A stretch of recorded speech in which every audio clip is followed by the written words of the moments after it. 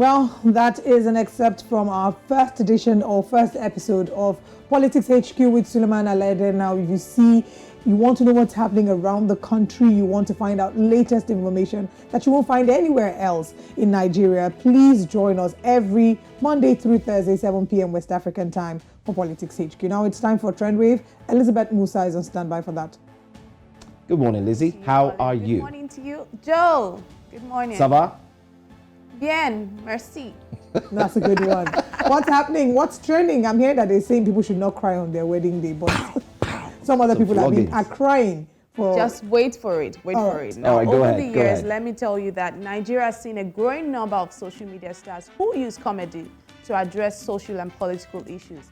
Now, this time around, two Nigerian TikTok stars, Mubarak Issa Muhammad and Muhammad Bula, have been sentenced to whipping and forced to clean the court after they used social media allegedly to mock Abdullahi Ganduje, who happens to be the governor of the northern state of Kano, Nigeria, while supposedly hiding under the umbrella of content creation, quote and unquote. Now, Mubarak and Muhammad were arrested last week after posting a video in which they mocked the governor for alleged land grabbing, corruption, and for sleeping on the job. They posted these videos to TikTok and Facebook.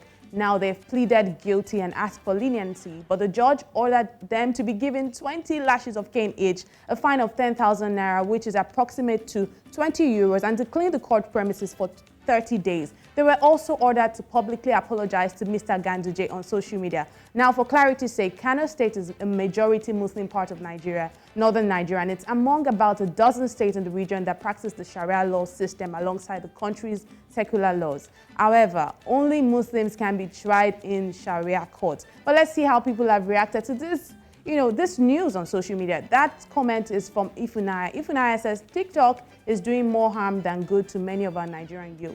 We'll take a look at more comments on this story. We've had that comment from City. City says, don't show this to Elon Musk. We'll take a look at more comments on this story.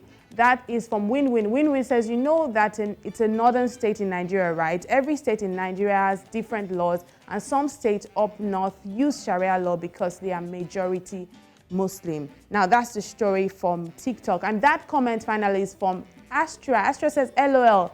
Anybody who is trying to mock their government should have known better. That story is, people are talking about content creation and how you need to know the laws of your own country, the laws of the state you are, and be on the safe side at all times. Now let's move to still in Nigeria, where popular musician Brymo has reached out to grooms via a Twitter post and highlighted why men should cry on their wedding day.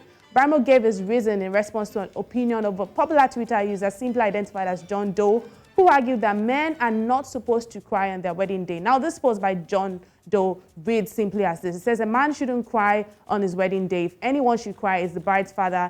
He knows what it takes to have a daughter that's worth being another man's wife, and is relinquishing his authority to him. Why are you crying when you've not even done anything? Then it goes end. In response to this, Brymo had this to say. Brymo goes on to say, person raised daughter to full-grown woman. You show up, say, cause say in a marriage. You take her father name, replace him with your own. What have you done to deserve that she bears yours for a last name? What do you think it will cost you? Every man should cry about that too. There have been reactions for or against both sides, and we'll take a look at them very quickly. That comment is from OAU legal drug baron. Wow. It says, bro, a man shouldn't cry on his wedding. All a man needs to do to deserve that she changes her name is to be her man. Once a man thinks he's privileged to be with a woman, he is finished. End of quote. That one is from Ade. Ade says, crying doesn't make you less of man. The earlier you guys know this, the better for you all and your respective society. That's from Ade. That one is from Sparkling Lily. Sparkling Lily says, aha. He said, but the man can be feeling a rush of emotions as he sees his wife, all their experiences together, and the fact that he's marrying a woman that he loves. Men are allowed to feel emotional. Agba.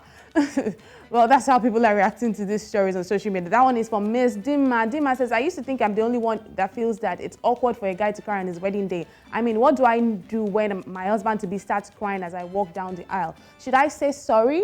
It's okay? Or should I just be smiling or start crying? So please just don't cry. Well, that's how people are reacting to this story on social media. I'm going to ask you, Joe. Joe, did you cry on your wedding day? Olive, do you think it's okay to cry on your wedding day? Okay, I think Joe should start first. Joe, tell us. Listen, there's nothing wrong if a man cries on his wedding day. A lot of people respond to stimulus, or a lot of people react differently when they are feeling some type of way.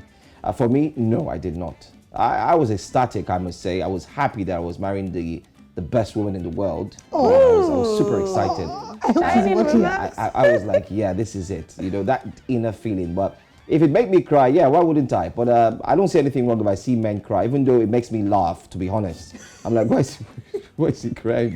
But I mean, there's nothing wrong. But did you see things from Brymo's side, like talking about the fact that it was very priceless to get that woman, so you should feel the need to cry just because of that? Like I said, the reactions could be different. Others could cry, others could just you see them like they're restless and all that. But I saw it from a point of view of the commenter who made that statement that the father should be the one crying too. And I'm seeing it from two perspectives, especially if you have a daughter now. You put so much effort to raise that girl. She grows up to be amazing, beautiful, well cultured, and you're giving her over to somebody else.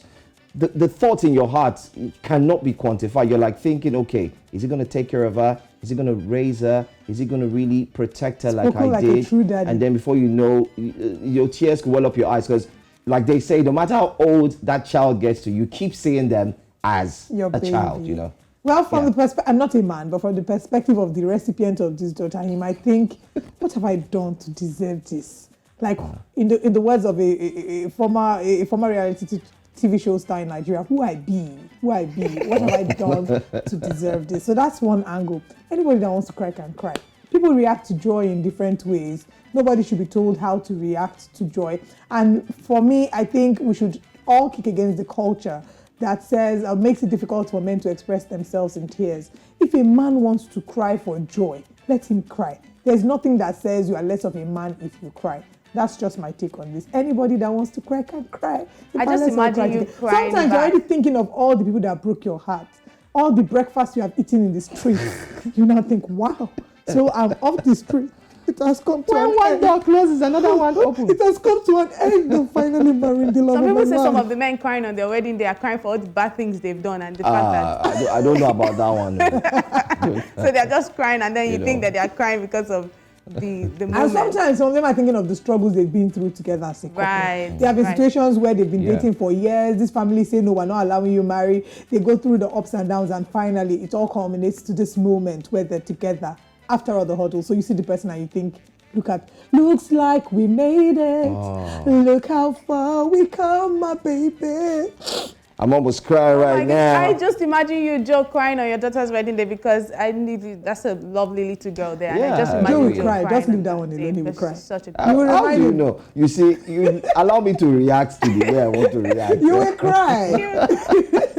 And that story of flogging, I agree with the first post. TikTok has caused more harm to youths than good. I'm sorry. I'm not taking my words back. Say what you want to say, but because these days, I had to leave TikTok personally.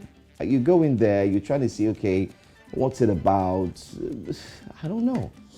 I really don't know. But is there anything wrong with satire, though? Because that's what I think they were doing. Satire, but like you said, be careful where the satire is being done. Where the satire is being satired. Mm-hmm. Oh, shit. You can't go to South Korea and satire some kind of satire.